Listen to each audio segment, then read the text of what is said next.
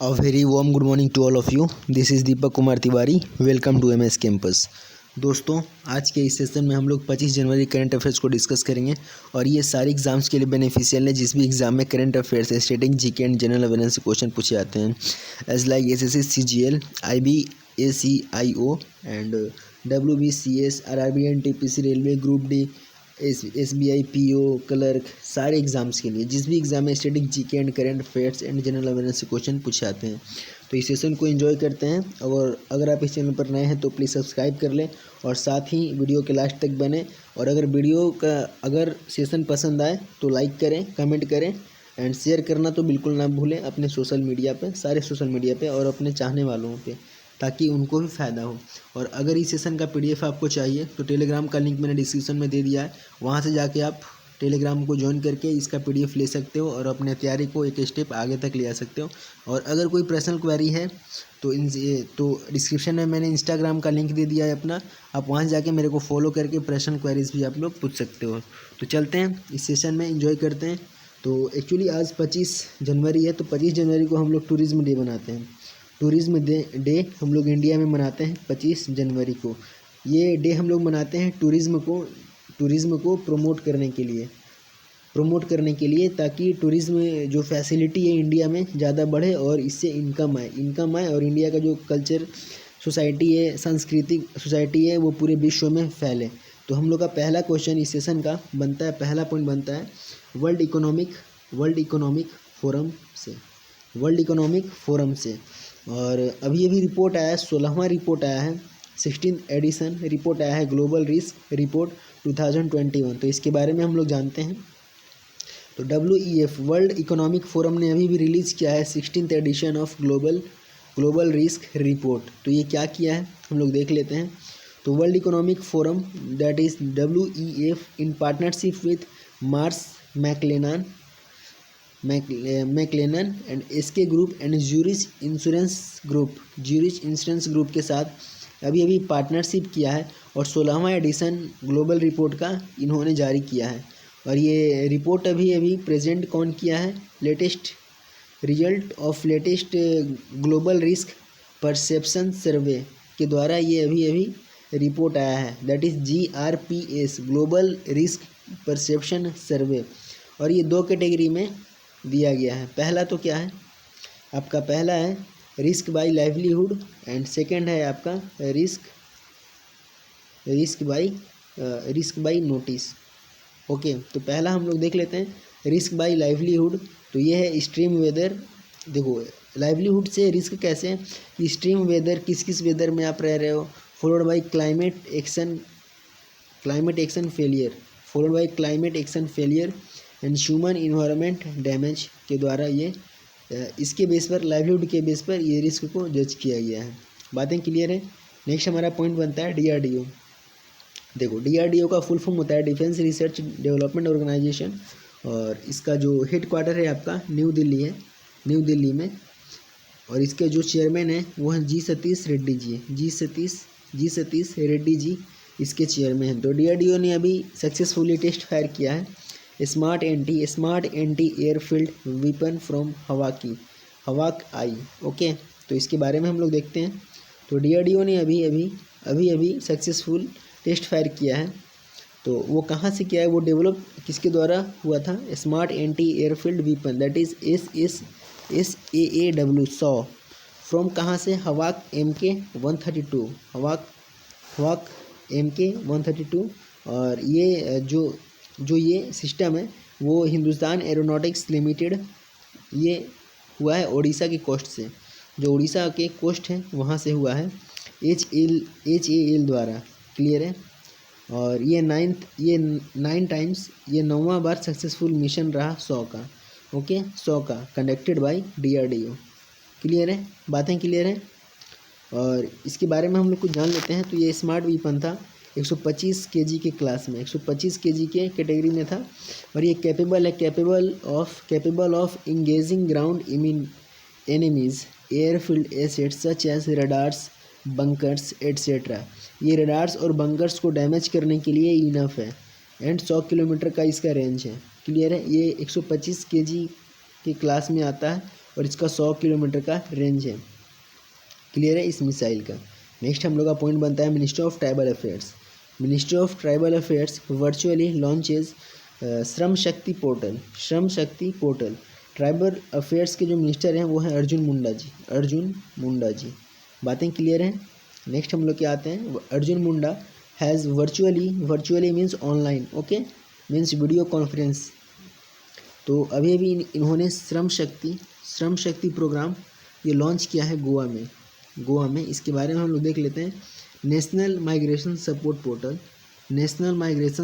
Portal that will help in the smooth formulation of state and national level programs for migrant worker. जो भी migrant worker हैं, जैसे migrant worker कौन होते हैं कि एक स्टेट से चलकर दूसरे स्टेट में जाएं वो जॉब करने, तो वो माइग्रेटेड वर्कर्स हैं। बातें क्लियर हैं। अभी कोरोना में क्या हुआ कि जो भी महाराष्ट्र में बिहार के और बंगाल के वर्कर्स काम कर रहे थे, तो वो बंगाल से और बिहार से महाराष्ट्र में गए थे, तो उनको वापस आना पड़ा। तो उनको बहुत ज़्यादा दिक्कत हुआ, उनका जॉब छूटा, उनका एम्प्लॉयमेंट छूटा, तो उनको खाने में, उनको मीन्स डेली का जीवन जीने में बहुत ज़्यादा प्रॉब्लम हुआ। तो उसके लिए जो माइग्रेंट वर्कर्स हैं उनके लिए अभी ये श्रम शक्ति पोर्टल लॉन्च किया है अर्जुन मुंडा जी ने। तो इट विल एड्रेस करेगा किसको, the data gap and empower migrant workers who generally migrate in search of employment. जो रियली में वो एम्प्लॉयमेंट के लिए सर्च करते हैं, खोज करते हैं, एंड इनकम जनरेशन के लिए वो एक स्टेट से दूसरे स्टेट में जाते हैं, तो उनके लिए फैसिलिटी प्रोवाइड किया जाएगा। नेक्स्ट हम लोग का पॉइंट आता है कर्नाटका से। तो कर्नाटका के सीएम बी.एस. येदियुरप्पा जी अभी इन्होंने रोल आउट किया है अवलोकना सॉफ्टवेयर का अभी इन्होंने रोल आउट किया है, लॉन्च किया है।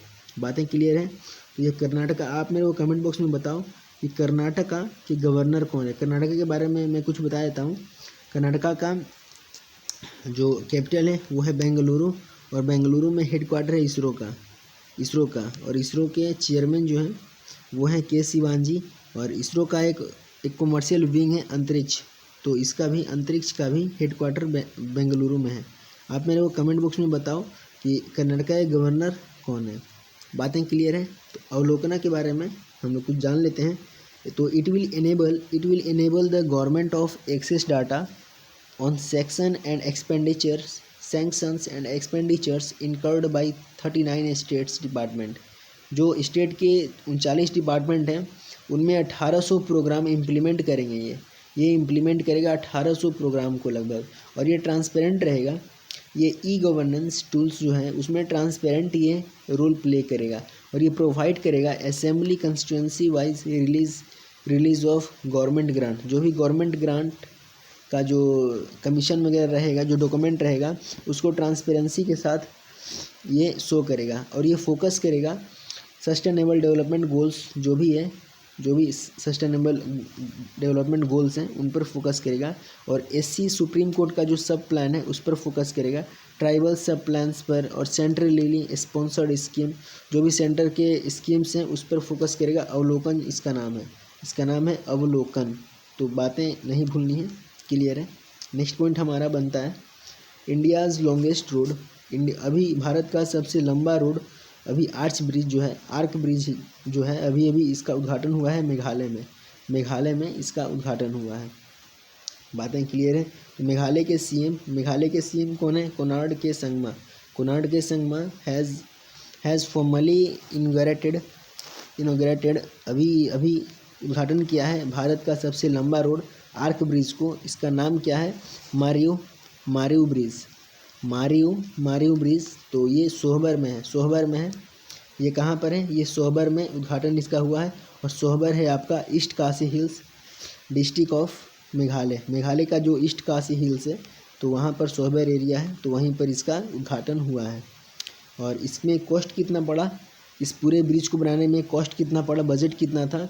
तो 49.395 करोड़ का ये बजट के साथ ये प्रिपेयर हुआ है, ये बना है, ब्रिज को बनाया गया है। और ये under non lapsable central pool of resources के जरिए बना है। ओके, और ये ministry of development of north east region के अंदर ये काम किया है। बातें क्लियर हैं। और ये कनेक्ट करेगा किसको किसको, ये कनेक्ट करेगा भोलागंज भोलागंज एंड सोहबर टू नॉन्सगिरी जो कि मेघालय में है, तो उसको ये जॉइंट करेगा। कहाँ से कहाँ तक, भोलागंज एंड सोहबर टू नॉन्सगिरी को ये कनेक्ट करेगा और ये बूस्ट करेगा टूरिज्म को। ये जो भी राज्य में टूरिज्म लोग आते हैं तो उनको ये बूस्ट करेगा, ये एम्प्लॉयमेंट इंक्रीज़ करेगा। आरबीआई के बारे में जानते हैं, तो आरबीआई के लिए पहले आप लिख लो कि इसका स्थापना हुआ था 1 अप्रैल 1935 में और इसके जो 25वें गवर्नर हैं वो हैं शक्तिकांत दास जी, इसके 25वें गवर्नर हैं। तो एसबीआई ने भी रिटेंस किया है SBI, ICICI bank and HDFC bank को एज ए डीएसबीआई। तो इसके बारे में हम लोग जान लेते हैं। तो रिजर्व बैंक ऑफ इंडिया ने अभी रिटेंड किया है स्टेट बैंक ऑफ इंडिया को। स्टेट बैंक ऑफ इंडिया का हेडक्वार्टर आपका मुंबई में है और इसके जो चेयरमैन हैं वो हैं आपके दिनेश कुमार खारा जी। तो ये चीज़ें आपको याद रखनी है। आईसीआईसी बैंक का भी हेडक्वार्टर आपका मुंबई में है। आप मेरे को कमेंट बॉक्स में बताओ कि इसके चेयरमैन कौन है, आईसीआईसी बैंक के चेयरमैन कौन है, आप मेरे को कमेंट बॉक्स में बताओ। And HDFC bank, SBI, ICICI and HDFC bank as a domestic systemically important banks, that is DSIBs, or banks that are considered as too big to fail. तो as इसके तौर पे ये कंसिडर किया जा रहा। एंड अपडेट लिस्ट आया है 31 मार्च 2020 का लिस्ट आया है, उसके बेस पर ये सब डिसीजन लिया जा रहा है आरबीआई के द्वारा।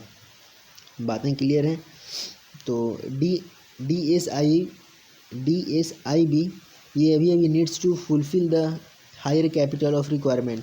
ये इसका मेन फोकस रहेगा जो भी हायर कैपिटल है तो उसके रिक्वायरमेंट को ये पूरा करेगा DSIB।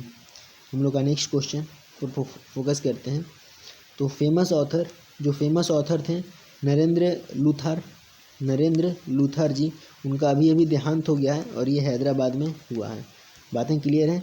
तो नेक्स्ट हम लोग आते हैं प्रसिद्ध ऑथर नरेंद्र लूथर, जिनका उम्र था 89 ईयर्स, अभी इनका देहांत हो गया है। ये हैदराबाद, तेलंगाना का जो कैपिटल है हैदराबाद, तो वहाँ पर इनका देहांत हो गया है। ही वाज ए राइटर, वो एक राइटर थे, सिविल सर्वेंट थे एंड ऑथर एंड कल्यूमिस्ट एंड 1955 के बैच के आईएएस ऑफिसर थे। 1955 बैच के ये आईएएस ऑफिसर थे और ये सर्व किए थे in various position before retiring as the chief secretary. ये चीफ सेक्रेटरी थे अनडिवाइडेड आंध्र प्रदेश के ये क्या थे, चीफ सेक्रेटरी थे 1991 में। और इन्होंने ये वर्क किए थे, ये काम किए थे किसमें, history and culture of east while Hyderabad state. तो ये ऑर्गेनाइजेशन भी ये काम भी किए थे सिटीज़ बर्थ फ्रॉम सिंस 1591 से। बातें क्लियर हैं। तो ये चीज़ें आपको नहीं भूलनी है। ओके, ये थोड़ा मिस्टेक हो गया है, ये 1991 होगा। बातें क्लियर हैं। चलिए नेक्स्ट पॉइंट में हम लोग आते हैं। CAQM that is commission for air quality management. अभी setting up decision support system for air quality for Delhi NCR के लिए अभी इन्होंने एक डिसीजन सपोर्ट सिस्टम को सेटिंग अप किया है। किसके द्वारा, commission for air quality management के द्वारा। यहाँ पर हम लोग देख लेते हैं। Commission for air quality management CAQM has begun the process of setting up decision support system, that is DSS, for air quality for Delhi NCR, and it will have geographical information system, that is GIS and multimodal based operational and planning decision support tools के द्वारा ये मर्ज करके इसमें apply किए हैं। और ये quality जो भी एयर का क्वालिटी है उसको मैनेजमेंट करेंगे।